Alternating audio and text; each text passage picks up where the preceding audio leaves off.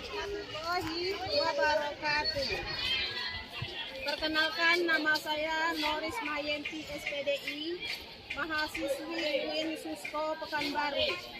Dengan ini menyelenggarakan UKIN sekaligus merekam video UKIN untuk persyaratan PPG di SMP 7 Mandau, RT 4 RW 5.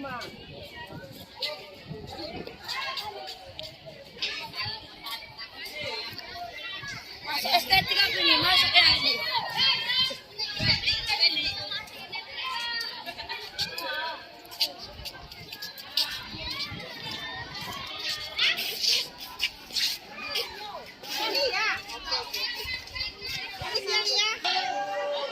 Masuk kelas berapa, Kak?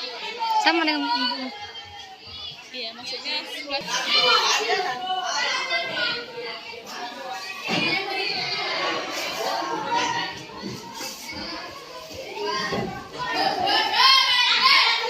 Assalamualaikum warahmatullahi wabarakatuh. Waalaikumsalam warahmatullahi wabarakatuh. Alhamdulillah, pada hari ini kita mulai materi kita, yaitu materi apa namanya? Apa? Mengutamakan kejujuran, menegakkan keadilan. Kaitan iman kepada kitab dengan mengutamakan kejujuran, menegakkan keadilan. Siapa yang bisa tunjuk tangan?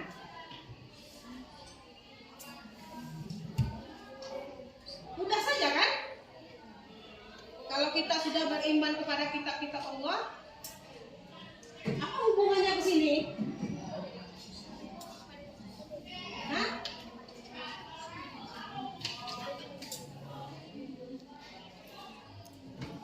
Ayo.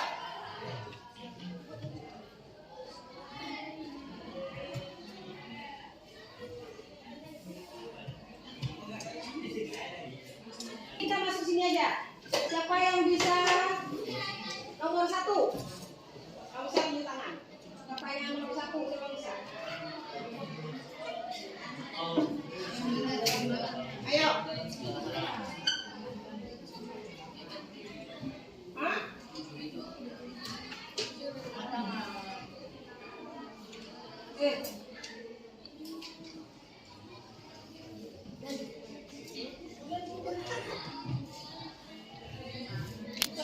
Siapa yang bisa tuh? Kejujuran adalah suatu membimbing pada kebaikan. Kejujuran adalah suatu pada kebaikan. Ya, satu orang baru. Siapa lagi? Yo.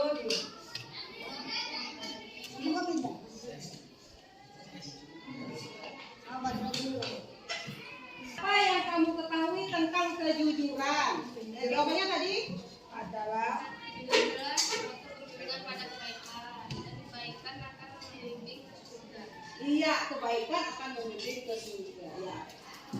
Tepuk tangan.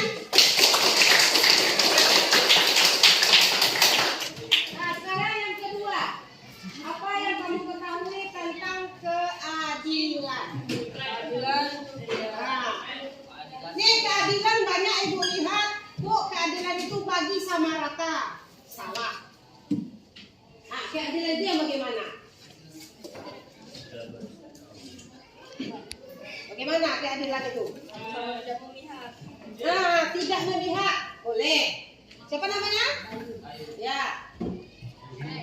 Tidak memihak pada. Iya, jadi kita harus berada di tengah-tengah. Ya. Ibarat Pak Hakim, ya, tidak membela yang salah, tidak membela yang benar. Dia berada di tengah. Nah, jadi itulah gunanya. Ya, keadilan. Kita contohkan, umpama ibu punya kue, Ya, kue bulat. Nanti ada anak 4 orang. Ya. Bagaimana cara membagi kue yang bulat satu tadi dijadikan? Nomor 1 umur 10 tahun, yang nomor 2 8 tahun, nomor 3 6 tahun, nomor 4 2 tahun. Nah.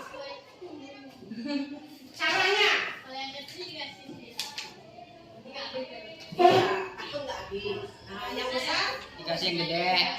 Iya, pinter. Bagikanlah sesuai kebutuhan. Contoh satu lagi. Ya, umpama jajan. Ya, kamu SMP kelas 8. Jajannya 10.000. Nah, adekmu SD kelas 6. Apakah 10.000 juga? Tidak. Nah, bisa 5.000, bisa 6.000 kan? Nah, jadi tidak sama 10.000. Kenapa? Karena sesuai kebutuhan. Satu lagi SD dekat rumah, SMP agak jauh, butuh kendaraan. Nah, bensin. iya kan? Iya, sesuai kebutuhan. Tujuannya adalah apa? Untuk pencapaian kompetensi ilmu, pengetahuan, keterampilan, dan sikap yang diperoleh siswa dalam satu atau lebih kegiatan belajar. Disusun secara kronologis berdasarkan urutan pembelajaran dari waktu ke waktu. Ya. Dan menjadi prasyarat menuju CP. Apa itu CP? Capaian pembelajaran. Sebelum kita masuk ke CP, kita masuk pada tujuan pembelajaran. Nah, apa itu rumusannya? Tujuan pembelajaran tidak hanya mencakup terhadap kognitif. Kognitif itu ingatan, ya, memahami, mengaplikasikan, menganalisis, mengevaluasi dan menciptakan. Apa maksudnya? Menganalisa itu kita menganalisa misalnya masalah soal, ya. Kalau mengevaluasi soal itu sendiri, mengevaluasi itu artinya ujian atau tes, UTS, apa lagi? UAS, atau produk, apa lagi? Proyek, ya. Kalau di sini, masalah kejujurannya ini proyeknya kira-kira apa? Bentuknya berupa apa yang bisa kita buat? Hah? Jujur pada orang lain itu berupa proyek. Itu berupa sikap kan? Nah, itu sikap berarti proyeknya nggak ada. Apa proyeknya? Ini kan masalahnya kan akidah ini. Ya, akhlak kita kepada orang lain, kepada orang tua, kepada anak, kepada adik, kita jujur, ya, terutama jujur kepada Allah. Nah, contohnya jujur di sini, ya. Nah, nih ada di dalam Al-Quran dan hadis. Tadi kan yang disebutkan apa hubungan iman kepada kita Allah, yaitu Al-Quran, ya kan? Nah, apa hubungannya dengan kejujuran? Kita membaca Al-Quran dengan jujur, mana panjang, mana pendek, ya. Kita menjawab dengan jujur. Ya, itu. Kemudian apa lagi? Definisinya apa? Al-Quran dan hadis ini peserta didik memahami definisi, yaitu apa? Arti dari Al-Quran dan hadis. Al-Quran apa? Kitab Allah. Hadis? Hati. Hah? Kita keluar. Hadis? Perkataan Nabi atau ucapan, ya.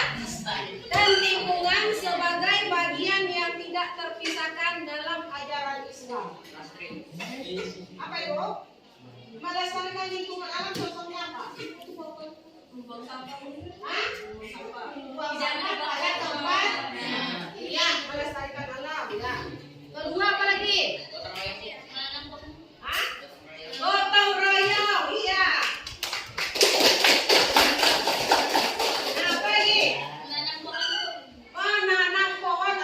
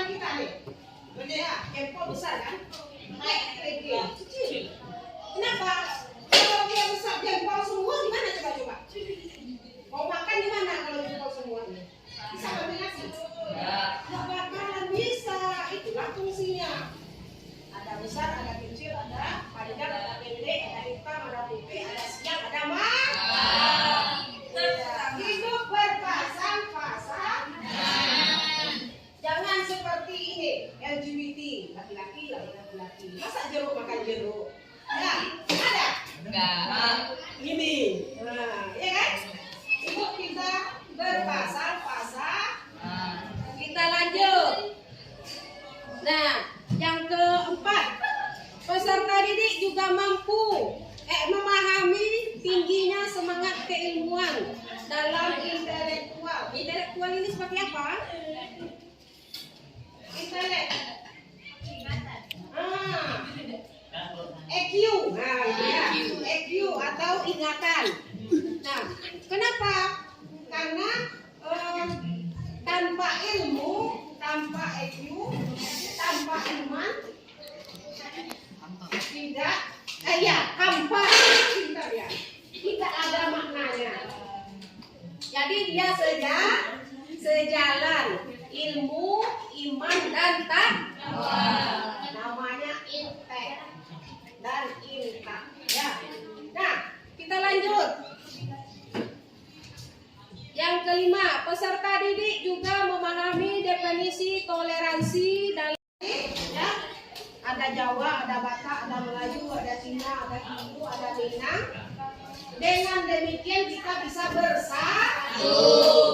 Kita lanjut. Nih, akidah ya. Apa itu akidah?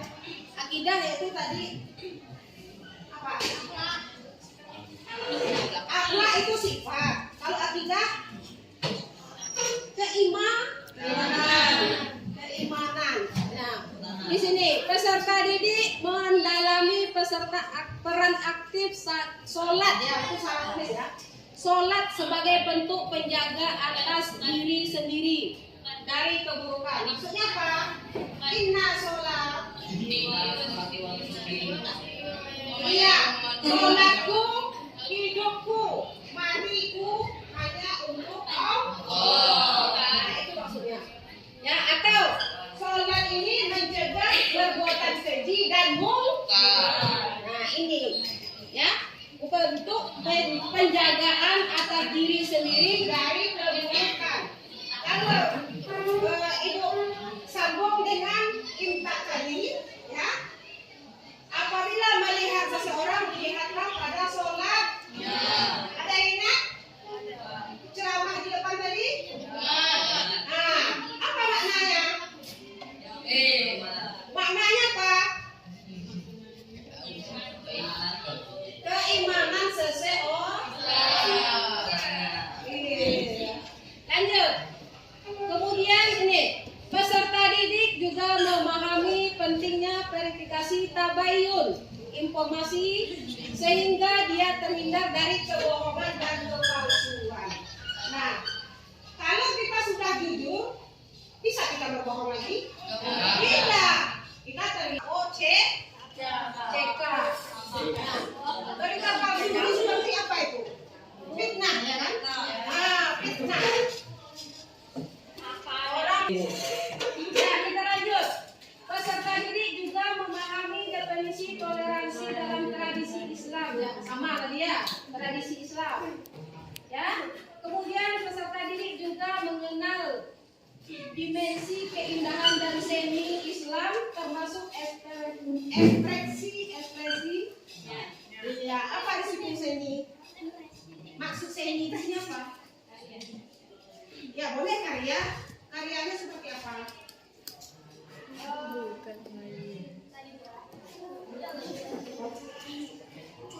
Rebana.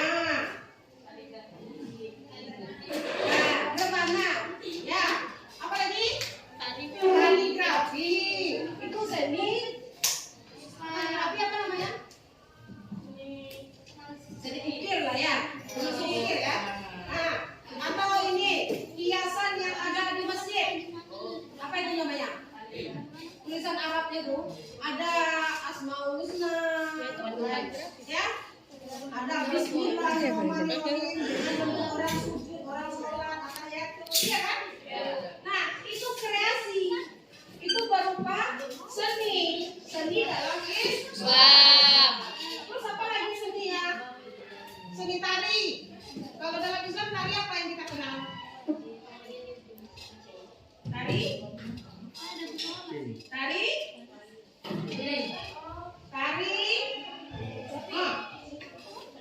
Layung. Piring. Tari Dayak. Iya, tari samping.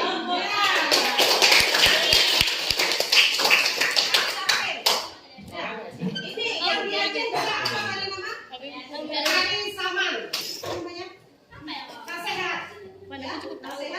kita. Nah, kemudian apa lagi?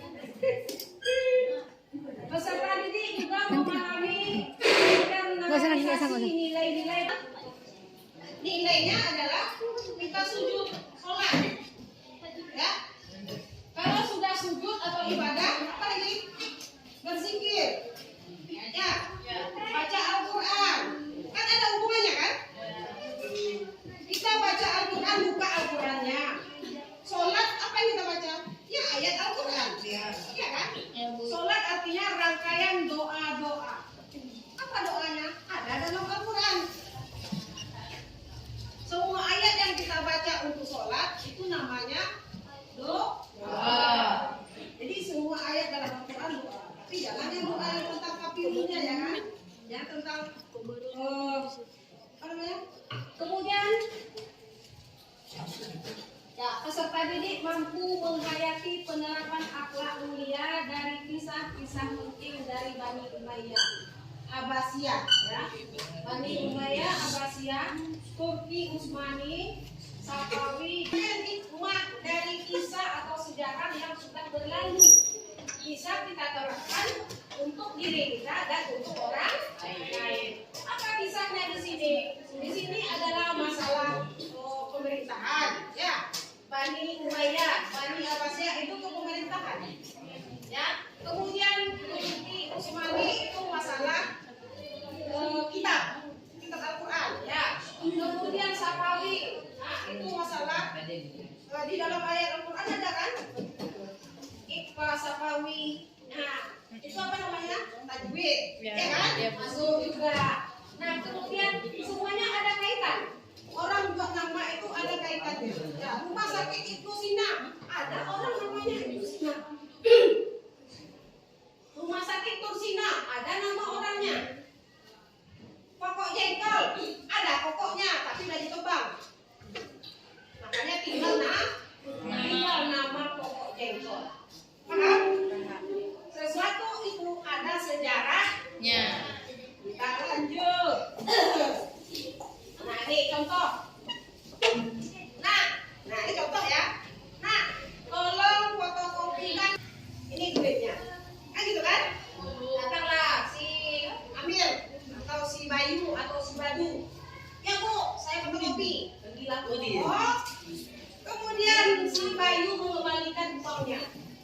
Bu, ini hasil fotokopinya, ini kembaliannya. Loh, kok ada kembalian nak? Iya Bu, ada sisanya. Itu apa namanya? Jujur. Iya. Jujur. Nah, kenapa demikian kita harus bersikap ini?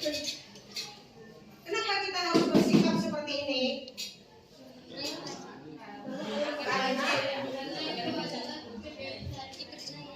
Apa? Ulangi? Karena percaya. Iya, ibu gurunya bisa menanamkan suatu kepercayaan. Satu kepercayaan, kedua masalah Allah. Kalau kita bohong, otomatis dosa. Ya, kemudian apa lagi? Sikap tanggung jawab. Apa tanggung jawabnya? Buku sudah dikembalikan, sudah difotokopi, dikembalikan kembali. Ibaratnya kita pinjam, ya, pinjam buku, nanti kembalikan buku. Ya, nanti ada orang minjam pena jadi hak milik. Ada pinjam jadi hak milik. Nah habis penanya, yang punya minta penanya habis, terus dibuang. Mana penaku? Hilang. Ya, itu kebiasaan yang tidak baik. Kalau minjam tolong kembali. Tanamkanlah kejujuran walaupun kecil, ya, walaupun masalah sepele. Pena kan murah kan? 1.500, 2.000, 5.000 dapat kan? Dapat. Tapi kejujuran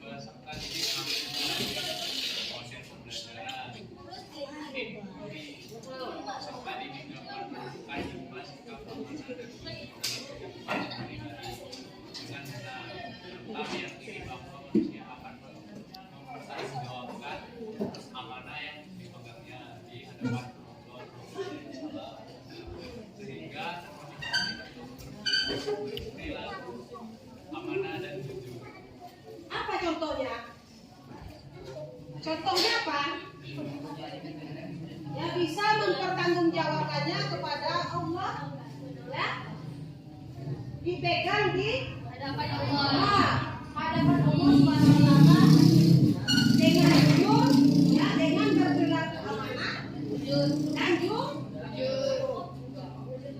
Apa yang bisa kita pertanggungjawabkan? Contoh tadi seperti kepercayaan. Yang kedua, misal kita sebagai ketua kelas. Siapa ketua kelas tadi? Nah, Rahman. Nah, ketua kelas misalnya. Nih, apa tugas ketua kelas? Tugas ketua kelas apa? Menyiapkan, mengantar buku, menjemput buku. Itu namanya tanggung jawab. Bisa dipertanggungjawabkan, insya Allah. Iya kan? Insya Allah. Terus apa lagi? Kita sebagai mahasiswa atau sebagai siswa mematuhi peraturan. Iya. Ya. Kemudian, nih masih sama ya, kejujuran masih sama. Nah, sama besar? Tidak, ada yang kecil, ada yang menengah. Ya, tidak sama besar. Kenapa? Sesuai kebutuhan. Tadi saya kasih tanda kutip ya, tidak dibagi sama besar atau tidak sama banyak. Kenapa? Karena sesuai kebutuhan. Ya, sesuai kebutuhan. Itu namanya adil.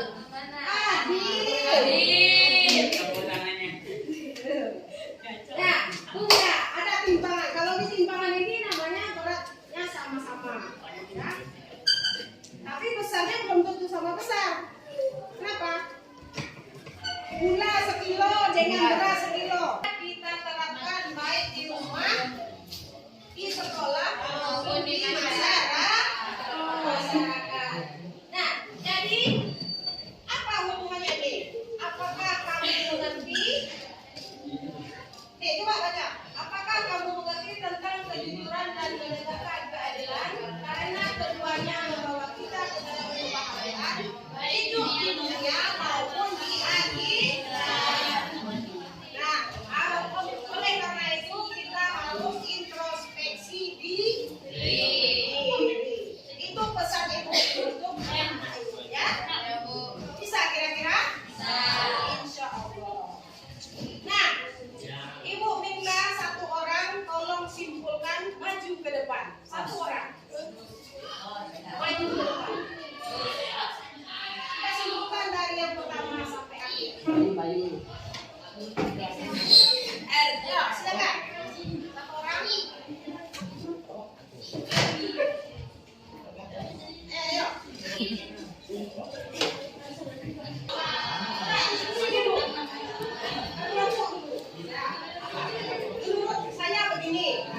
Menurut saya begini.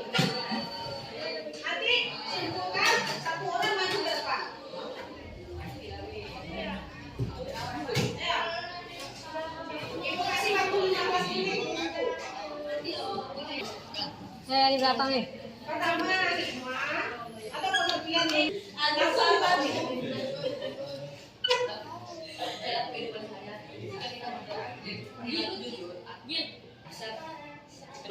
Dapat dipercaya oleh masyarakat maupun teman-teman sekitar. Maka daripada itu terapkanlah perilaku jujur ini serta adil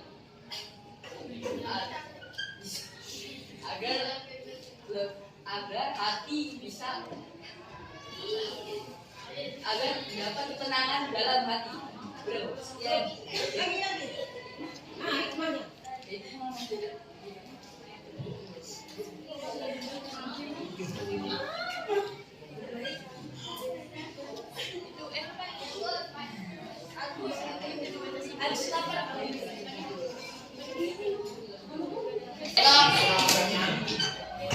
Kejujuran dan perilaku adil adalah kita dapat dipercayai orang lain dan kita bisa menjalani silaturahmi dan juga dapat kita terapkan di sekolah, di rumah maupun di masyarakat.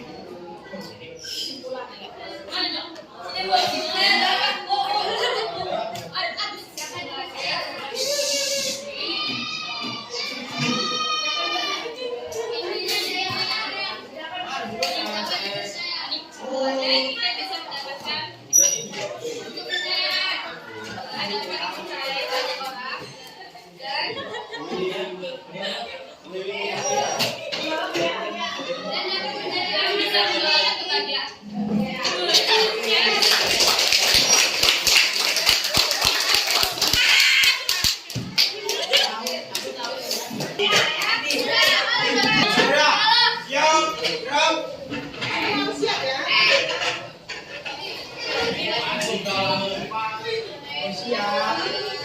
Semuanya semua. Waalaikumsalam Nabi salam.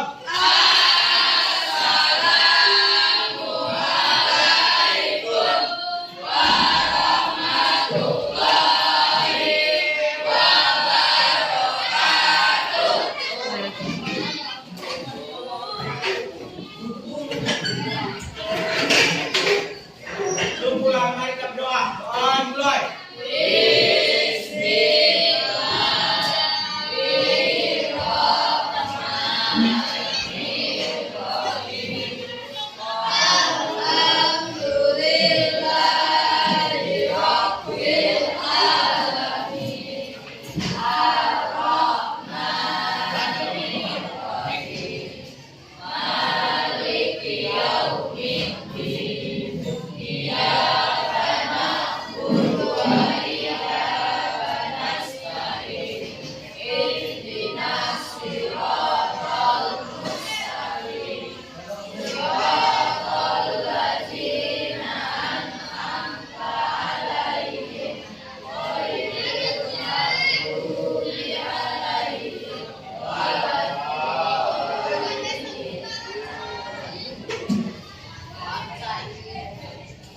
Ulang ke baris ya. Yang penting salam ibu. Ya.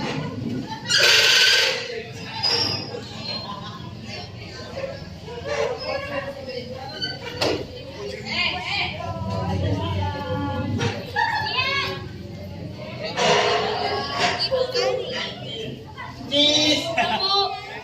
Bu, ayo Bu. Coblos nomor 2.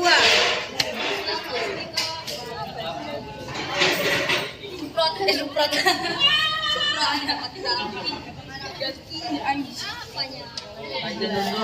Ini Rudi nih biasa.